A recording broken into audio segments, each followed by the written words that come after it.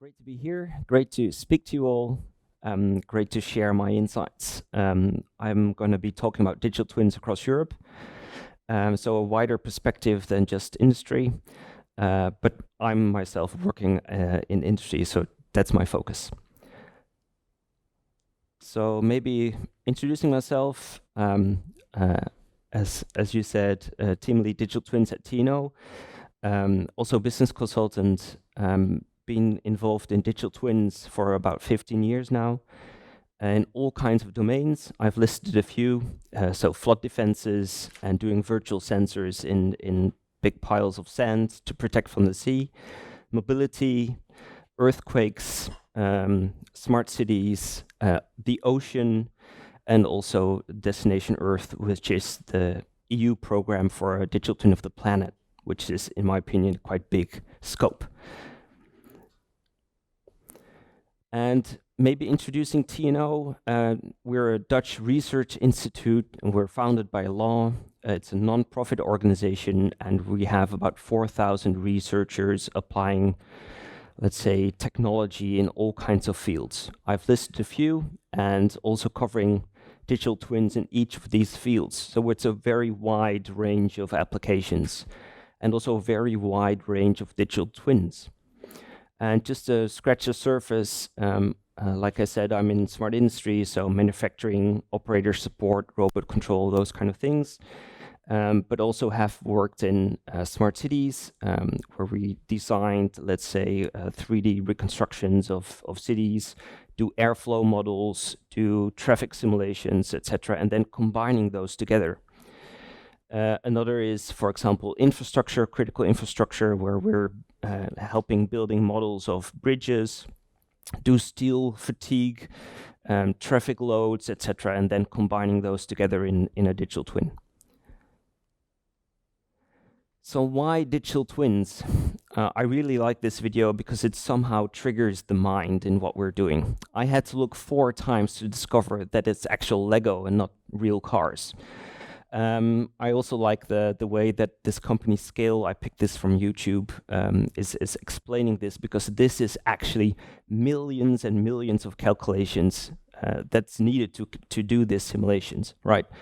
And if you wanted to do it in reality, you don't want to break the real car or break the real Lego. So why do we do digital twins? For me, it's because you can't, right? Or you don't want to do something with the real object. That's a basic premise.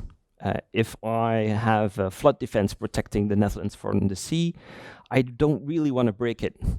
The first time we asked the government to put sensors inside the big pile of sand, they said, no, you're not going to dig a hole in our flood defense. That's not going to happen. So it took, just that question took 3 years to solve, just to outline the scope of what's happening. And we want to use digital twins because it's better, safer, and cheaper to do it digitally. So that's, I think, the main mindset of why we're doing something digitally. So a definition, for me, it's very basic. A digital twin is a digital representation. Could be anything. I've seen that's very focused, narrow. It has to be of a real object, or has to be like the BIM model, or it has to be something. For me, it's just this generic thing, digital representation. But there are some parts that are important with digital twins that are different. So for me, it's about when is the twin good enough? And then the question is, why good enough for what? To take some kind of action. If you do something without taking action, you can immediately stop doing it. And this action is for a specific purpose. Let's say it's a numerical calculations, or it's a VR application. Those two are very different things. And if you want to change the color of the floor or see the sun calculation, it's very different from the structural fatigue of a specific part. So you can't compare the two and say those are the exact same thing. They are different things. So they are different twins. And in my opinion, I would greatly emphasize that in any component, I would have many different twins cooperating together. So that's a different perspective, in my opinion. So, and it's a means, it's not a goal by itself. I see a lot of companies starting with, I want to have a digital twin. And my first question is, for which specific purpose do you want to have the twin? And what will that bring you? Which action will you then take? And then we go back through these simple questions and end up with a real question. Right? And that's usually different from, I want to have a twin.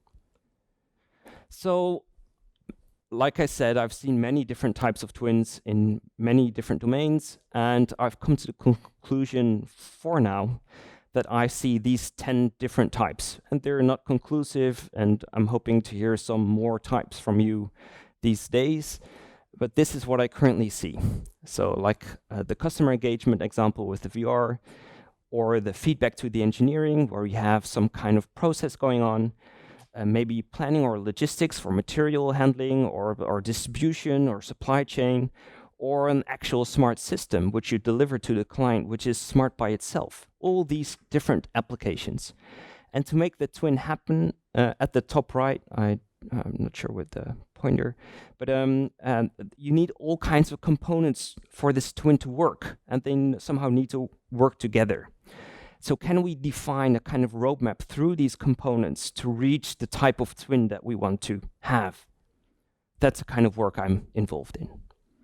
And then you want to have this in the whole life cycle. So can we connect these different types to this life cycle as well? So focusing on manufacturing again, where I'm active, I just highlighted a high-level overview of a manufacturer. Very simple, very basic, right? But can we then pinpoint these types of twins in these different parts of the organization? Because depending on who you talk to, they will have different purposes, they will have different actions, and they will have different twins.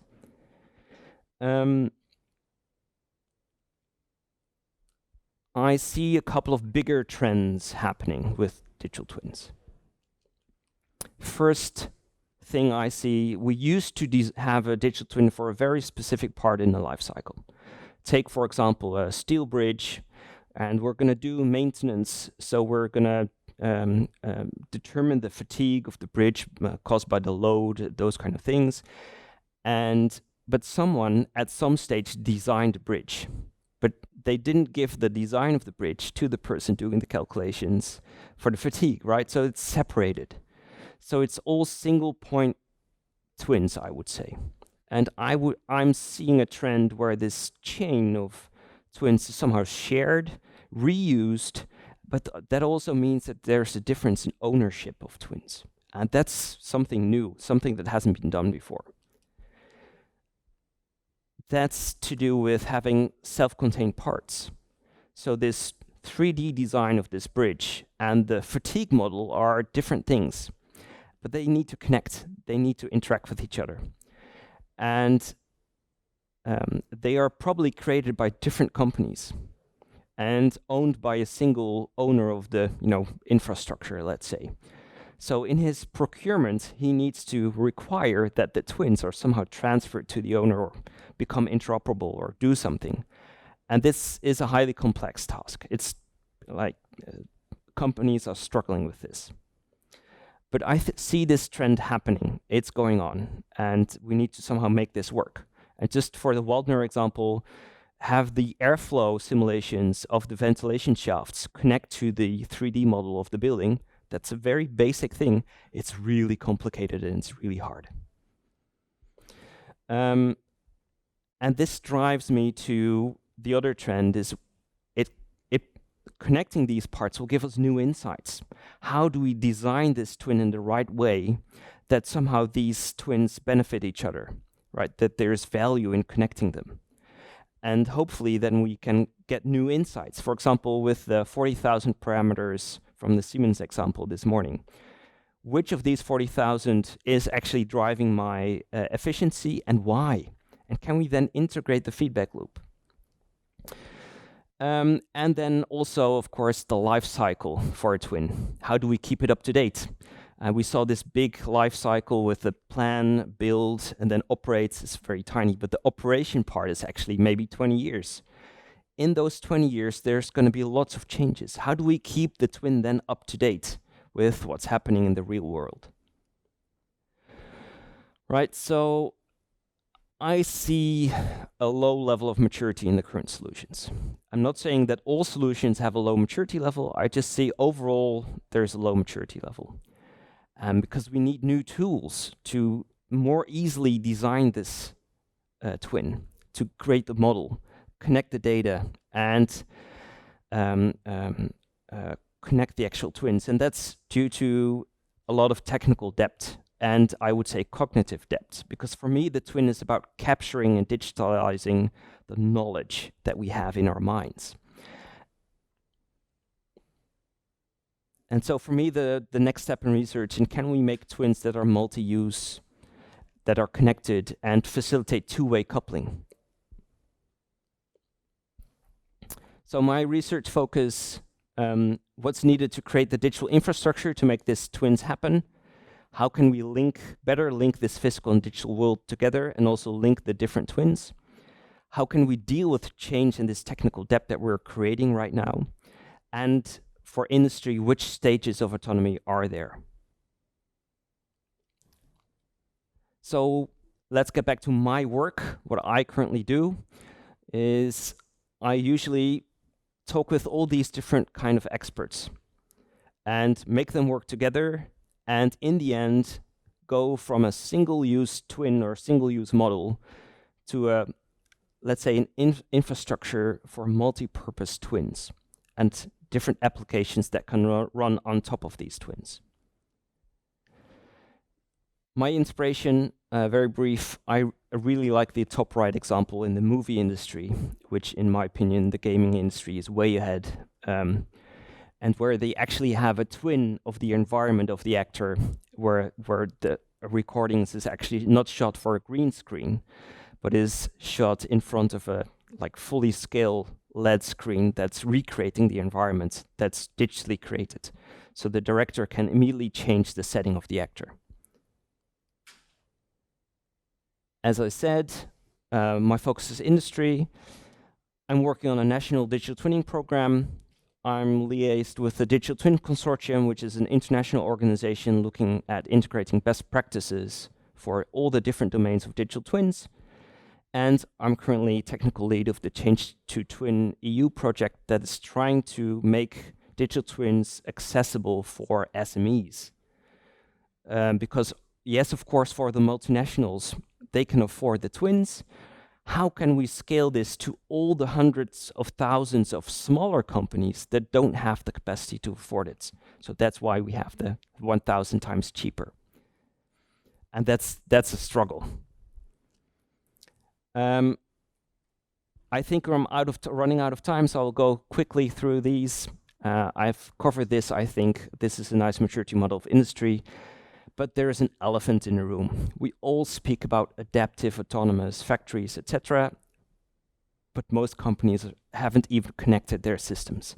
So why are we even talking about this? Well, while we're actually need to do something else. And knowing how to create twins and provide value, that I can explain, right? That's easy. Having the right level of digitalization to make it happen, that's hard work. It takes a lot of effort. I think these speak for themselves, so I can skip these. I think this is the examples we're going to see these days. So what's the impact that twins, I think, create? There's going to be a change in skills. Having non-experts deal with these twins is going to go to a new level of experience. And I think employees can actually become more skilled instead of being less skilled. I think twins drive the purpose and action in the business process. And it's a learning process. We're still learning how to apply this. And it's going to be difficult, but it will create closer collaboration, but requires change in the organization. And I see very few proof. I see mostly expert opinions saying we can save 20% of the time, decrease costs by 50%, do early detection. But mostly we don't even measure the actual effect.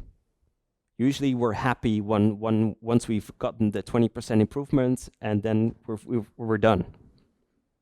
So I'm hoping to hear lots of stories from everyone saying, I actually measured the real impact and did it towards the cost of making the twin and then the actual improvement. All right, so what I think we should do, we should keep Europe ahead, connect different domains and organizations, and get to a collective understanding and learn from each other. And I think that's what we're doing here today. We should have a sound digital base for digital twins, ensuring twins are linkable and strengthen each other. And for me, that's the most important part. We should digitally empower employees and create competitive industry. And hopefully together we can make that happen. If you have any questions on the Change Your Twin project, which has open calls, funding schemes, etc., and several more hours of video on explaining these parts in the storyline, you can go here. Right, thanks. Thank you very much, Jeroen.